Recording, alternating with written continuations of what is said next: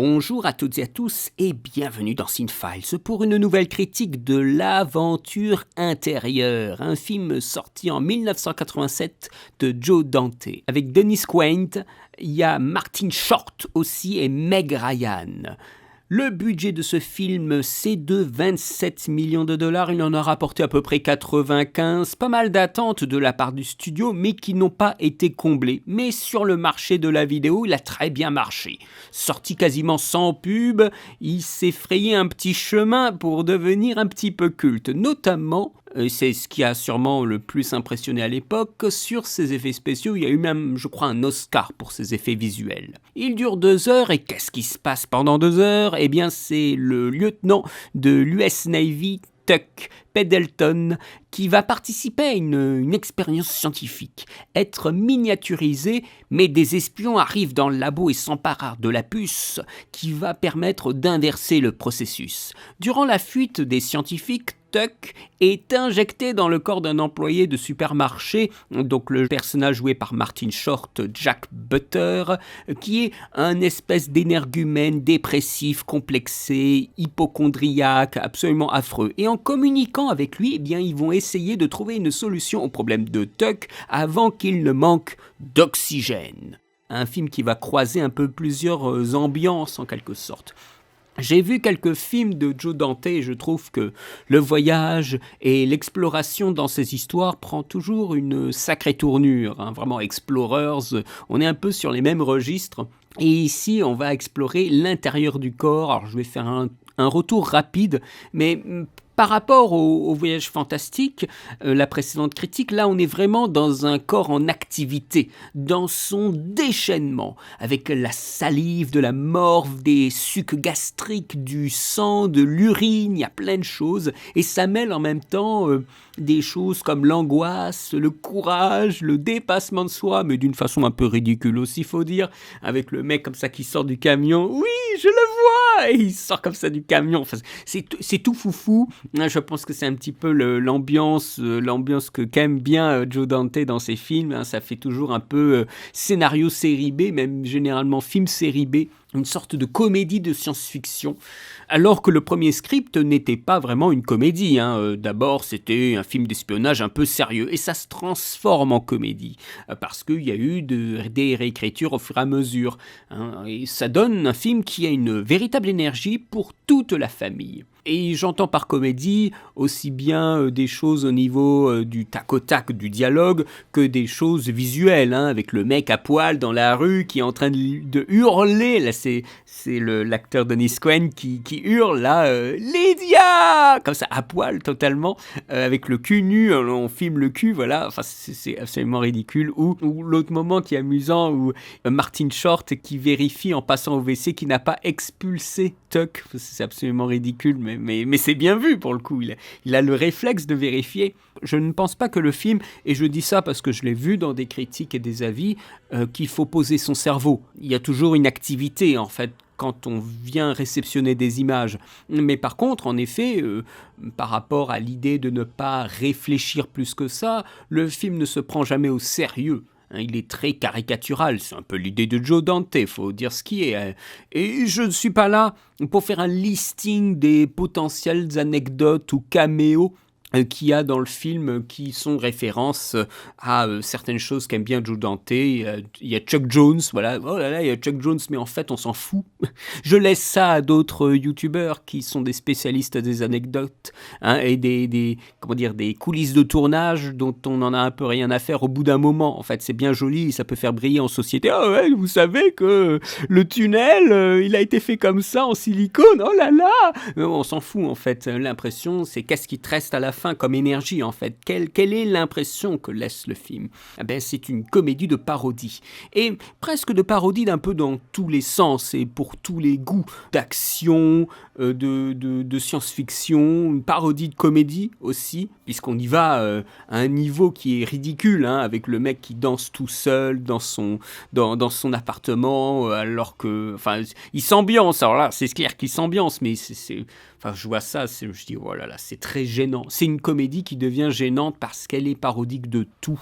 Il n'y a pas un moment, quelque chose où ça se stabilise. Et il y a je pense, typiquement une différence, un contraste entre Tuck et Jack qui joue sur cette parodie. Tout le truc avec aussi le cow-boy. Il y a un mec comme ça qui arrive, qui fait le cow-boy, c'est très bizarre, c'est presque autre chose.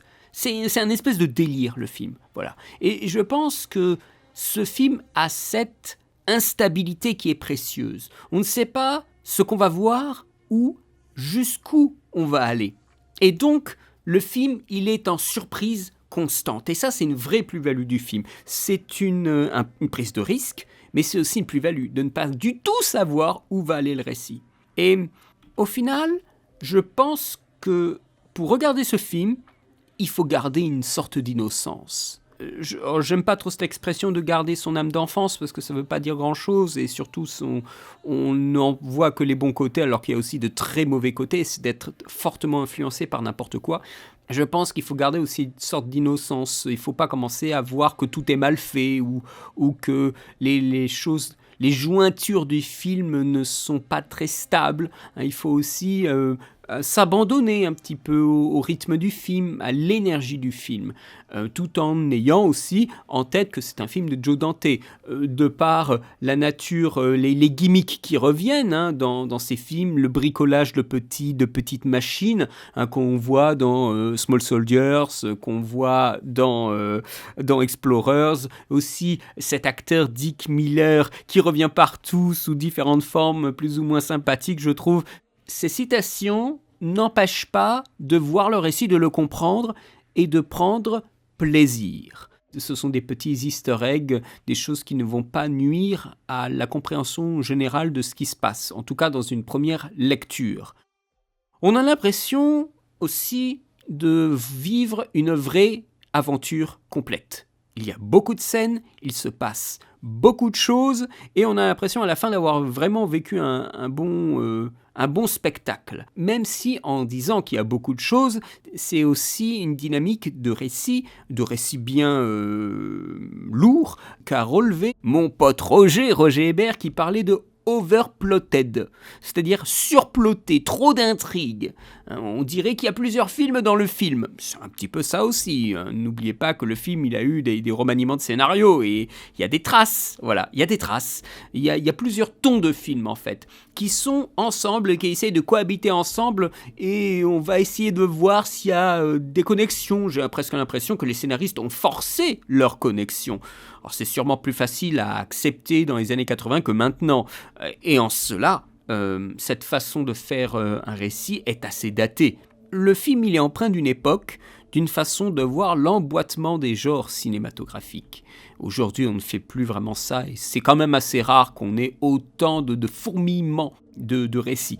J'entends par là, je ne suis pas en train de dire que c'est une malversation, que c'est pour se donner une image ou quelque chose comme ça. Moi, je crois véritablement dans l'honnêteté du film. On ne se moque pas du spectateur. Mais maintenant que je le dis, ce n'est pas sans penser au générique de début. Parce que oui, dès le début du film, il y a un petit truc qui va pas, en fait. Il y a quelque chose d'un petit peu moqueur, en fait, pour le spectateur. Voilà, je me contredis automatiquement, mais c'est vrai que quand on revoit le générique un petit peu, on se demande où on est. Voilà, c'est très mystérieux, on a des espèces de reflets, on se croirait, vous savez, dans Uncut James, on est dans l'espèce de diamant incroyable et tout ça, et on se dit, on est déjà à l'intérieur du corps, inner space, voilà, on se dit, waouh, c'est mystérieux, et en fait, non, on est dans un glaçon. Voilà, mais c'est pourquoi, en fait, c'est pour se moquer des boissons qu'on boit lors des soirées, c'est juste pour faire style, voilà, Là, ça fait vraiment le film de petit malin. Ça nous fait miroiter quelque chose et en fait, c'est autre chose. On pourrait prendre cette idée-là, ce que je viens de dire, à quelque chose de plus global sur le film même. D'où cette instabilité dont je vous parlais. Mais c'est vrai que c'est très déstabilisant au début. On a l'impression de se faire un peu avoir. Et moi, ça ne m'étonne pas. Je ne sais pas, mais ça ne m'étonne pas qu'avec des idées pareilles, le mec, il n'a pas eu une très fructueuse carrière, parce que c'est n'importe quoi. C'est tout simplement ça. Qu'est-ce que c'est que cette intro ? Et c'est un petit peu comme le personnage de Tuck. Sa mission commence, mais on ne sait pas ce que c'est en fait. Toute l'opération, on ne sait pas ce que ça va faire. On attend de savoir de quoi le film parle, à part le générique. Et c'était d'ailleurs le problème de la promotion, hein. Le film, il a un problème quant à montrer clairement ce que c'est. Et le film nous fait un peu d'esbrouf avec le labo où il y a le jargon scientifique qui sert à rien, pour faire des trucs scientifiques, hein. C'est une parodie. Voilà, on dirait une parodie par moment. Vous savez, les parodies très très lourdes de Leslie Nielsen. Alors, il y en a que j'aime bien, hein, mais c'est souvent où il y a beaucoup de gags sans queue ni tête, et on les aligne comme ça. Il y a des moments dans le film où on a vraiment cette impression. Et d'autres moments, il y a une grâce qui est presque Spielbergienne, mais qui est tout de suite sabotée parce que Joe Dante, ça l'intéresse pas. Et je trouvais ça, c'est très cruel pour le spectateur, parce qu'il y a des vrais moments d'émotion. Il y en a un qui est le plus fort de tous, c'est quand Tuck découvre le bébé. Ça a été une vraie surprise. Alors là, c'est surprenant. Elle est toute courte, la scène, et presque elle sert à rien. Mais ils l'ont quand même mise. Et ce moment comme ça où on ne sait pas trop ce qu'il voit, et tout d'un coup on se rend compte, et Tuck découvre le bébé. Et c'est une très bonne surprise parce que ça donne de l'émotion au personnage, qui est très cloisonné parce qu'il est tout le temps dans un cockpit. Il fait rien d'autre en fait que parler. Et tout d'un coup on a de l'émotion, et on voit que lui-même il a de l'émotion. C'est très très fort. Mais on en a presque rien à faire parce qu'on ne s'attarde pas dessus un tout petit peu plus pour nous faire ressentir ce moment de découverte. Parce que c'est fait au milieu de l'action, c'est fait dans un moment de tension et on ne peut pas lui accorder du temps à l'émotion autant que la scène en nécessiterait parce qu'il y a d'autres choses qui bousculent derrière. C'est juste une information et c'est tout. Et je trouve ça dommage. C'est parce que c'est un vrai moment magique. Et c'est vraiment, moi je m'y attendais pas, hein. J'étais choqué, je me dis, oh c'est incroyable, parce que moi je découvrais le film, hein, pour cette semaine spéciale, et je me suis dit, oh ça c'est, et en fait non c'est déjà arrêté, et on passe à la suite quoi, parce que les dernières 30 minutes, elles sont très très palpitantes. Il y a une alternance de différents parties qui est un peu la force du film, hein, c'est le montage alterné, avec la scène entre Tuck et l'assassin pendant qu'il y a une attaque dans une voiture, c'est super, on se dit, oh là, on s'en fait pour tous les personnages, mais de tous les côtés, ça c'est formidable.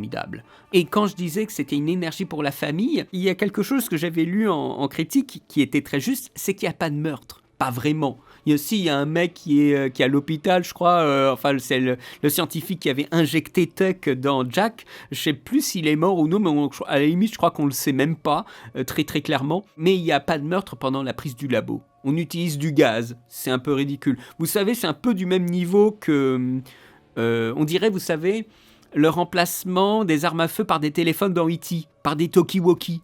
On est sur le même registre. Voilà, et là, on se dit, ouais, là, c'est vraiment l'espèce de damage control.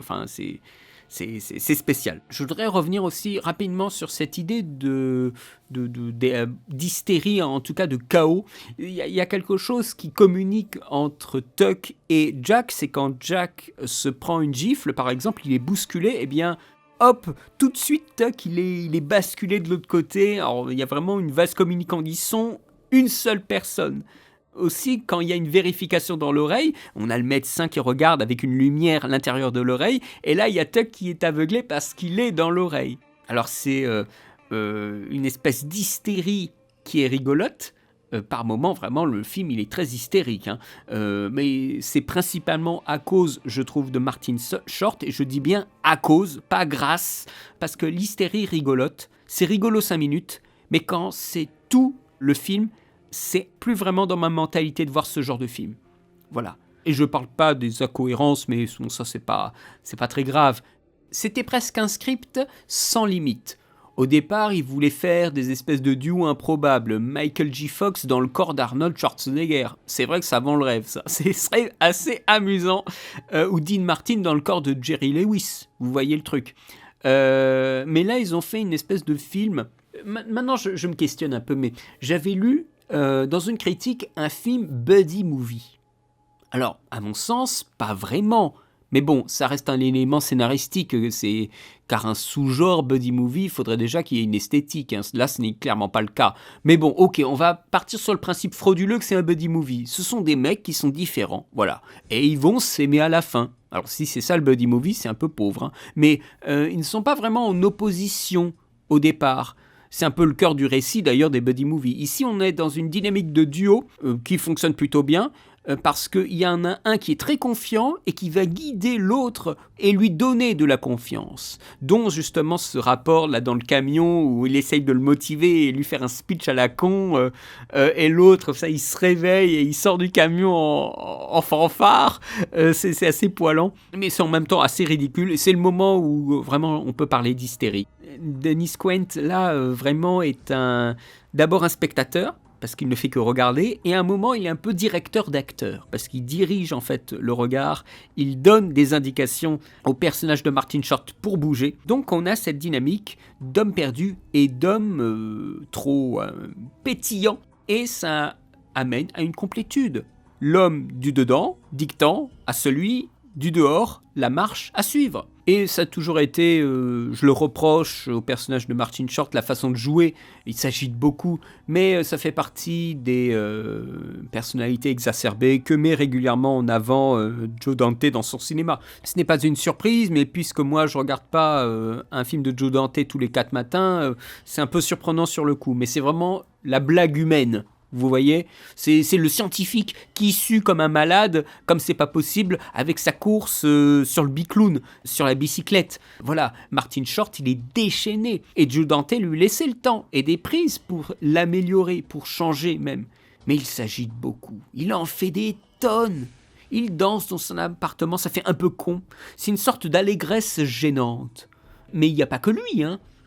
Il y a l'espèce de mec là, de méchant qui appelle au téléphone dans un environnement rose, alors qu'en fait c'est juste un coin d'entrepôt ridicule pour dire que c'est juste un moins que rien qui veut se donner des grands airs. Ouais, je sais pas, ça mène où cette piste? Ben pas à grand chose en fait. On fait ça pourquoi? Pour le spectateur sans doute? La fiction qui casse à nouveau le mur pour pas grand chose? Ça c'est vraiment des déchets. Enfin c'est des espèces de trucs déchets, on n'en fait rien et voilà, c'est rigolo, 2 minutes et on passe à la suite, quoi. Ça n'a pas d'impact. Il n'y a pas de retour sur investissement de cet effet, de ce visuel, de cette scène. Je trouve ça dommage. Et bon, vous savez, des trucs, le mec qui hurle dans la salle d'attente « Je suis possédé !» Alors c'est sûr que ça faisait très rire à l'époque, mais aujourd'hui, avec tous les Scary Movie, les descendants de ces trucs-là qui sont passés, ce genre de gag est juste ridicule ou gênant. Ou les deux, éventuellement. Moi, ça me fait pas rire, ça fait sourire, ça rend léger, sans conséquence, et on attend la suite du repas. Voilà. Et Meg Ryan... c'est le rôle de la petite amie. Une petite amie qui va, à un moment, elle va avoir un rôle plus important, elle va actionner. Le personnage de Meg Ryan devient un personnage essentiel à l'histoire au bout d'un moment. Mais quand même, on a limité son rôle, voilà, quelqu'un de très joli qui va vraiment supporter, c'est vraiment l'acteur de support, hein, c'est le rôle d'adjuvant. On pourrait vraiment formuler comme ça au maximum. Et qui va porter aussi un peu le courage du personnage de Jack. Je vais rapidement revenir sur la réalisation, sur 2-3 points. C'est un film qui se savoure aussi par son énergie, hein, et l'énergie passe par la mise en scène. C'est une mise en scène qui est dynamique sur l'alternance des deux protagonistes, A plus B, A étant Jack et B étant Tuck. Et on va avoir leur dynamique qui va presque à un moment ne faire plus qu'un, puisqu'on va rajouter des alternances. Par exemple, quand il y a Jack qui se fait agresser dans son appartement, à un moment, on va avoir Tuck qui va lui dire quoi faire pour affronter la personne en face de lui, et on va avoir sa voix à Tuck qui va être dans le plan de Jack. Ce ne sera plus Tuck qui parle dans son plan et Jack qui lui répondra dans le sien. À un moment, ils vont fusionner par le son et l'image, et à un moment, ils ne seront plus A plus B, mais seront AB. Et après, nous allons rajouter les méchants qui arrivent près de l'appartement, et donc on va avoir Jack qui va descendre les escaliers en écoutant. Les deux, ils vont fusionner par le progressif apprentissage de leur colocation dans le montage, dans cette alternance. L'alternance qui va devenir beaucoup plus compliquée à la fin parce qu'on va avoir un conflit à l'intérieur du corps de Jack et des conflits à l'extérieur, avec Jack lui-même et des antagonistes un peu autour de lui. Voilà, et je trouve que ça suscite un super engagement de la part du spectateur à ce niveau-là, ce qui est justement pour contrecarrer un peu les espèces de délires que s'offre Joe Dante dans son film. Je trouve que l'engagement par le montage alterné marche super bien. C'est vraiment un tout autre montage alterné que celui du voyage fantastique. L'aventure intérieure, c'est vraiment quelque chose d'autre. C'est une production qui a été aussi protégée, parce que bien sûr les gens voulaient contrôler ce que faisait Joe Dante, et Spielberg a protégé la production. Et je pense que c'est quelque chose qui est assez précieux et que je tiens quand même à souligner, c'est qu'il y a aussi des gens qui ont protégé Joe Dante pour qu'il fasse ces petits délires, comme le truc avec le cow-boy. Alors ça amène à une espèce de danse, de ballet des corps d'acteurs, avec la scène de révélation du visage du cow-boy. Alors c'est très amusant, c'est une espèce de plan un petit peu long, où il a dû se déshabiller en hors-champ et vite se mettre dans la douche avant que la caméra ne filme l'endroit. Vous verrez à un moment, il y a le personnage qui change d'apparence et on a l'apparence du cow-boy. Et on se dit, mais alors qui est dans la douche ? Et on a Lydia qui va vers la douche, dans la salle de bain, et elle se rend compte qu'il y a aussi le cow-boy dans la salle de bain. Parce que voilà, il y a eu un jeu avec l'acteur qui apparaît au début du plan et qui se change et qui est après dans la douche. Alors c'est voilà, une prouesse d'organisation, ça marche très très bien, on ne se pose pas trop la question, c'est fluide, il y a des choses comme ça, et il y a aussi l'intérieur. Alors l'intérieur du corps humain, alors là c'est autre chose que le voyage fantastique. Le corps humain dans le film est un territoire à géographie variable. C'est très très très inventif. Alors aux effets spéciaux, nous avons eu Dennis Muren qui est le mec qui s'est occupé d'effets spéciaux comme Star Wars, Willow ou Terminator 2. Beaucoup de décors pour les intérieurs avec des vaisseaux sanguins très très réussis. Moi quand j'ai vu ça, je me suis dit waouh, avec la lumière projetée du vaisseau de Tuck, c'est super bien. C'est avec des petits globules rouges en silicone et de l'eau, et ça fonctionne du tonnerre. Cet effet là, quand il est dans l'espèce de flux sanguin, c'est formidable. Moi j'ai trouvé ça formidable. Avec les choses qui bougent à l'intérieur du corps, alors qui ont nécessité plusieurs personnes à l'extérieur pour travailler dessus, les effets de perspective avec des modèles plus grands pour que la scène de la voiture à la fin puisse nous paraître cohérente avec des mini méchants. Alors cette scène elle est aussi très surprenante, et en fait c'était toute une affaire d'effets optiques, un petit peu comme finalement le Hobbit, des effets d'optique, de miniatures, de jeux de regard, de spatialisation, avec un effet que je ne savais pas, que je ne connaissais pas, c'est l'effet Shuftan Effect. C'est donner une taille à quelque chose en fonction de sa distance avec la caméra. Vous savez, c'est quand on a les gens qui veulent tenir la tour de Pise dans leurs doigts et on fabrique le décor en fonction pour appuyer cet effet. Ça donne un plan très très calibré, mais bon, c'est bien que ça dure pas trop longtemps parce que je pense que ça se voit si on fait vraiment attention aux détails, qu'on regarde frame par frame, mais c'est du fait maison. Et je pense que ça dure juste assez pour qu'on ne se pose pas la question. Je comprends pourquoi c'est célébré. Encore maintenant dans le film, il y a des choses qui sont vraiment formidables. Quand il arrive dans l'œil, des choses comme ça. Et le montage alterné va renforcer en fait l'idée que cet intérieur, qu'on voit d'ailleurs très très bien, c'est bien éclairé, cet intérieur, eh bien c'est l'intérieur de Jack, voilà, par le montage alterné et les interactions qu'on a au début aussi de la relation entre Tuck et Jack. Il greffe un truc sur l'oreille pour entendre, sur l'œil pour voir, et donc on lit physiquement les deux personnages ensemble comme ça. Un dernier point sur la musique de Jerry Goldsmith, elle m'a choqué cette musique. Pourquoi ? Eh bien parce que quand je l'écoute, j'ai l'impression que Total Recall a tout repompé sur ce film. Que Jerry Goldsmith, il s'est déchaîné pour la musique de l'aventure intérieure, et quand il a fallu faire Total Recall, il avait plus d'idées, donc il s'est dit, j'ai tellement fourni pour l'aventure intérieure que je vais tout reprendre pour Total Recall. Et moi qui avais écouté Total Recall pendant pas mal de temps et j'avais trouvé vraiment la BO par moments vraiment très bien, et bien maintenant que j'ai découvert celle de l'aventure intérieure, je me dis mais en fait Total Recall elle est nulle, elle n'a rien pour elle, quasiment. Elle a le petit thème au début là quand ils sont sur Mars, mais c'est tout, c'est affolant. Mais ça veut dire que l'aventure intérieure a une très bonne musique.